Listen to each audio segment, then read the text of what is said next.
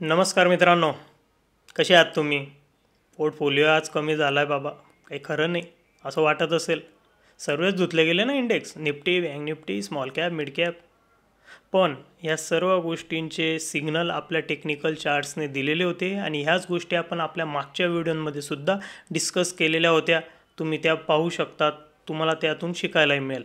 तर बघा, आज आपण जे पाहत आहोत बँक निफ्टी, तर डेली चार्ट आहे मित्रांनो. डेली चार्ट याचा अर्थ प्रत्येक कॅन्डल ही 1 तासाची आहे. मागच्या 1.5-2 वर्षापासून बँक निफ्टी ही बऱ्यापैकी तेजीत होती. स्मॉल कॅप मिड कॅप एवढी नाही, पण बऱ्यापैकी तेजीत होती. आणि आता अलीकडेच बघा, ह्या जुलै 2024 पासून ते आत्तापर्यंत या डिसेंबर जानेवारीपर्यंत काहीतरी दिसतं इथं चार्टवर. दिसलं का नाही तुम्हाला? काहीतरी कोणता तरी पॅटर्न आहे असा जो बेअरिश सिग्नल देतो आणि जो बनला का बाबा थोडंसं टेन्शन येतं, थोडंसं नाही बरंच पण येऊ शकतं. तर नाही दिसलं अजून, तर बघा आता मात्र दिसलं असेल. तर मित्रांनो, काय कोणता पॅटर्न आहे हा? तर head and shoulder he red line दिसते. हां, तर हे ड्रॉइंग आपण सर्व करू शकतो. इथं हे ट्रेडिंग व्ह्यूचे सर्व टूल्स आहेत, त्यातनंच केलं. काय खूप विशेष नाही, अगदी सोपं काम आहे. तर बघा, इथं बँक निफ्टीचा असं इथं आला, नंतर स्टॉक इथं आला, परत इथं आला. स्टॉक नाही, सॉरी, इंडेक्स. तर जिथं तिने सपोर्ट घेतला तिथं मी साधी एक आडवी रेष हॉरिझॉन्टल लाईन ड्रॉ केली आणि त्यानंतर ही कर ड्रॉ केली. तर कर आपल्याला समजण्यासाठी, असं काही नाही, पण एक काढलं तर आपल्याला बऱ्यापैकी एक चित्र क्लिअर होतं. तर बघा किती जबरदस्त आहे हे 2 शोल्डर, हा इकडचा आणि हा दुसरा, आणि हा हेड आणि मी शोल्डरपेक्षा थोडासा उंच असतो, आहे का नाही? हो, आहेच. आणि हा हेड अँड शोल्डरची जी नेकलाईन असते, म्हणजे ही लाल कलरची रेषा, तिला ब्रेकडाऊन कालच बँक निफ्टीने केलं होतं 9 जानेवारी 2025ला, आणि आज त्याची रिॲक्शन आपल्याला दिसली. तर हा पॅटर्न जेव्हा बनतो तेव्हा काय होतं, तर बेरिश सिग्नल मिळतात. आता किती बरं खाली जाऊ शकते इंडेक्स, पहिली गोष्ट पाहून घेऊ आपण. तर जेवढी याची हेडची हाईट आहे, हाईट किती भरायची बघा. वरची लेवल जर पाहिली तुम्ही, उजव्या साईडला पाहू शकतात, तर 54,400. आणि याची जी नेकलाईन आहे ही किती दाखवते आपल्याला, तर 49,800. 50,000 धरूयात. तर 50,000 वजा 54,400 केले तर 4,400 पॉईंट निफ्टी ह्या बँक निफ्टी ह्या नेकलाईनपासून खाली जाऊ शकते, असं एकंदरीत हा पॅटर्न सांगतोय आपल्याला. आता 4,400 पॉईंट जर बँक निफ्टी खाली पकडला, एक 50,000 वजा 4,400, तर ते येईल जवळपास 45,500-600च्या आसपास. तर इथं कुठंतरी आहे का सपोर्ट, बघूया. एक मी हॉरिझॉन्टल लाईन इकडनं ड्रॉ करतो. तर येतोय का तिथं, खरंच तसंच घडतंय का? तर इथं एक हे मॅथमॅटिक्स सांगतंय आपल्याला की 4,400 पॉईंट तो खाली जायला हवा. तर हो, तसं जो वाटतही आहे, कारण की त्याच ठिकाणी बघा, इथं भूतकाळात इथं रेजिस्टन्स घेतला होता आणि त्यालाच ब्रेक करून बँक निफ्टीवर परत सपोर्ट तयार करून वर गेली होती. म्हणजेच या ठिकाणी एक जवळपास स्ट्रॉंग सपोर्ट तयार आहे. तर आता असं नाही आहे की बँक निफ्टी लगेच इथं येऊन जाईल 2-4 दिवसात, असं नाही, असं वेडेपणा तो जराही नाही.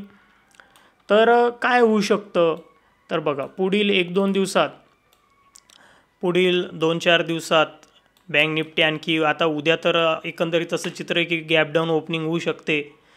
1-2 दिवसात हा परत इथं नेकलाईनला टेस्ट करायला येऊ शकतो. इथं याच्यावर थोडंफार जातील कॅन्डल, एक जे ऑपरेटर येते त्याला परत आणतील, तिथं सेलिंग घेतील आणि मग बँक निफ्टी खाली जाण्याची शक्यता ही 50%पेक्षा जास्त आहे. हो, 100% नाही, 50%पेक्षा जास्त आहे.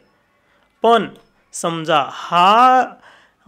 ह्या कॅन्डल खाली न जाता इथून वर गेल्या आणि या ठिकाणी हा जो छोटासा हायर आहे 51,800, इथं जर यांनी परत क्लोजिंग दिली या लेवलला, तर मित्रांनो एक नवीन बुलरन बँक निफ्टीत सुरू होऊ शकतो. दोन्ही गोष्टी मी तुम्हाला समजावून सांगितल्या आहे.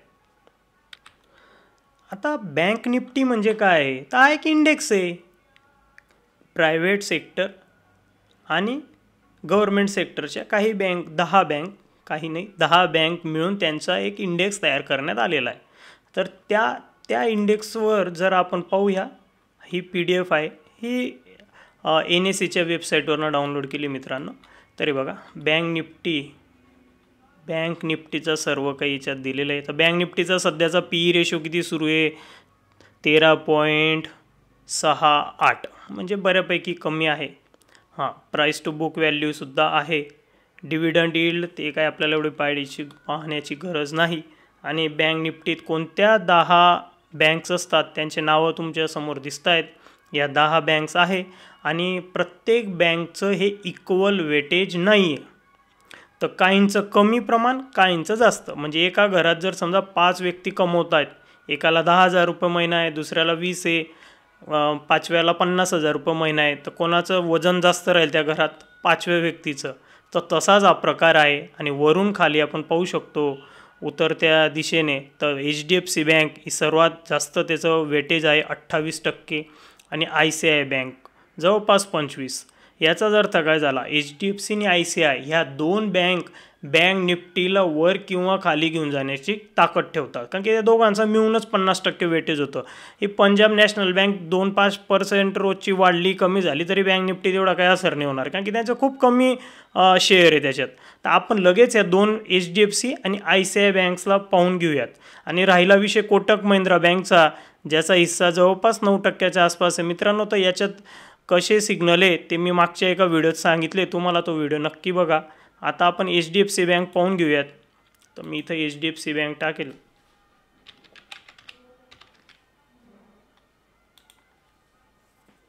आणि मित्रांनो, HDFC बँकला अलीकडेच बरेच जण बाईंग रिकमेंड करत होते यूट्यूबवर, TV वर. घ्या रे बाबा, आला ब्रेकआउट. अरे जे सर्व जगाला दिसतंय ते त्या ऑपरेटरलाही दिसतंय, ते होणारच आहे का?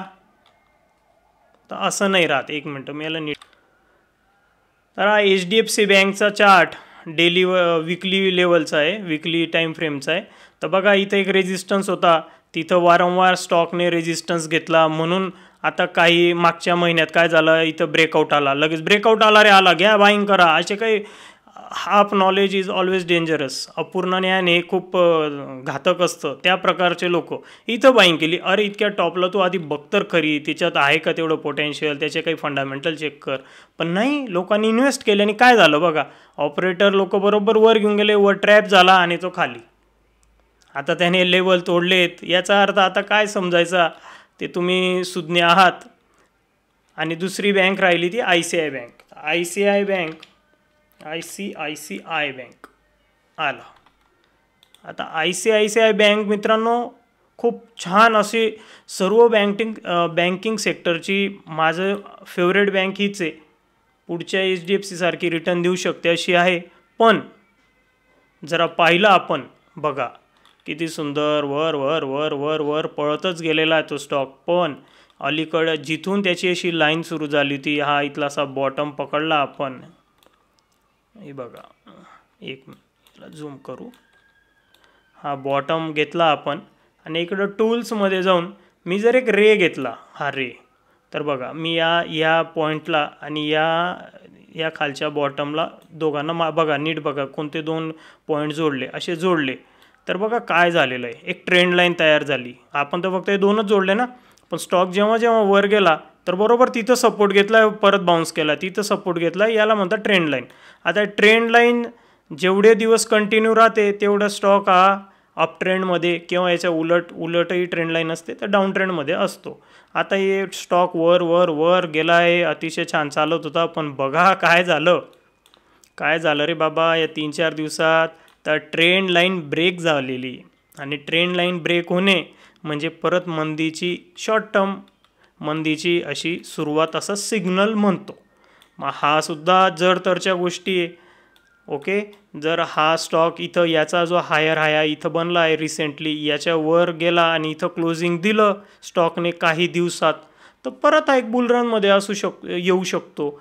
पण सध्या तरी तुम्हाला दिसतंय की इथं मल्टिपल टाईम त्याला टच करण्यात आलेला आहे स्टॉककडनं. आता इतका मल्टिपल टाईम जेव्हा एखाद्या गोष्टीला वारंवार टच होतो तर तो कमकुवत होतो आणि तोच ब्रेक झाला आहे.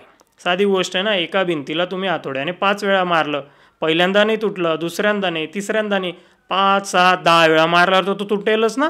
तशीच गोष्ट असते सपोर्ट आणि रेजिस्टन्सची. आणखी एक stock state bank of India SBI याचंही आपण जरा विश्लेषण करून घेऊयात. तर बघा, हे आपला जो लोकसभेचा निकाल लागला त्या दिवसाची भली मोठी कॅन्डल आहे. आणि बघा, जिथं ती कॅन्डल येऊन थांबली आणि इथं क्लोज झाली, इथं त्याचा बॉटम बनला, इथं तर क्लोज झाली. तर त्या ठिकाणी जर मी एक हॉरिझॉन्टल लाईन काढली, आडवी लाईन, ही बघा, ही हॉरिझॉन्टल, जर मी इथं अशी फक्त मी असं टच केलं, ते आपोआप येऊन लागते. बघा, आली ना. तर बघा काय दिसतंय तुम्हाला, किती सोपं आहे. काय एवढं कठीण आहे ते टेक्निकल ॲनालिसिसचं, उगाच याचा कोर्स बाय करा, त्याचं करा. हे बघा, एकदम सोपं. हे इथं काढले आपण आणि नंतर काय झालं आहे बघा, स्टॉक परत तिथंच आला, तिथं सपोर्ट घेतला गेला, हा पहिल्यांदा घेतला, हा दुसऱ्यांदा तिथंच आला, परत बाउन्स झाला, तिसऱ्यांदा आला, परत बाउन्स झाला, चौथ्यांदा आला, तिथूनच बाउन्स झाला. आणि मी इतक्यात बोललो की कोणत्याही गोष्टीला वारंवार आघात केले, हॅमरिंग केलं, तर त्याचे ब्रेक होण्याचे चान्सेस असतात. म्हणजेच हा सपोर्ट इतके 4-5 वेळा टच झाल्यामुळे तो ब्रेक होण्याचे चान्सेस खूप मोठे होते. एकदम सोपा विचार केला ना, काय गुंतागुंतीचा करायचा आणि आमका ढमका कोणते कोणते इंडिकेटर लावायचे. तर बघा, हा इथं आला आणि 5व्यांदा जेव्हा तो आला तेव्हा ब्रेक झाला आणि आता SBI डाऊन ट्रेंडला. तर एक आपल्याला एकदम सोपं, SBIसुद्धा बँक निफ्टी आणि निफ्टी दोन्हीकडे. तर यावरूनच आपल्याला अंदाज येतो आहे की जे बँक निफ्टीचे 2 महत्त्वाचे स्टॉक आहे, HDFC आणि ICI, हे दोघं पण थोडे कमकुवत आहे. कोटक महिंद्राचा तर आपण स्पेशल व्हिडिओ बनवला आहे. SBIचं इतक्यात पाहिलं. बँक निफ्टीवर हेड अँड शोल्डर बनला आहे. शॉर्ट टर्मसाठी तरी मंदीचे संकेत दिसत आहेत. पण याचा अर्थ असा नाही की आपली गुंतवणूक जी दीर्घ कालावधीसाठी केली ती आपण लगेच ताबडतोब विड्रॉ करायची. नाही, तसं नाही मित्रांनो. तुमचा जो निर्णय असेल तर तुम्ही तुमच्या वैयक्तिक आर्थिक सल्लागाराकडून घ्यावा. थँक्यू.